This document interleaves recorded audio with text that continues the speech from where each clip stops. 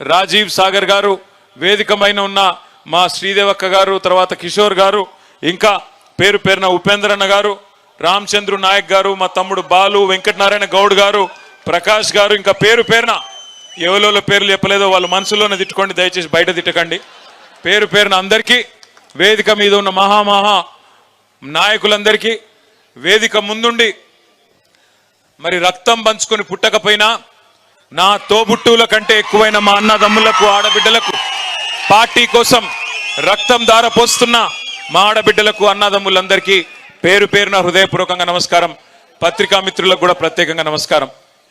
ఇదొక అరుదైన సందర్భం, ఒక ఉత్కృష్టమైన సందర్భం. తెలుగు రాజకీయాలు ఆంధ్రప్రదేశ్, తెలంగాణ కలిపి చూస్తే మన చరిత్ర సుదీర్ఘమైన చరిత్ర.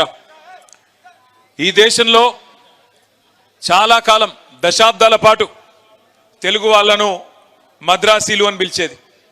కానీ దాన్ని మార్చిన నాయకుడు, ఆనాడు ఒక పార్టీ పెట్టి తెలుగు వాళ్ళు కూడా భారతదేశంలో ఉన్నారు అని చెప్పిన నాయకుడు అన్న నందమూరి తారక రామారావు గారు.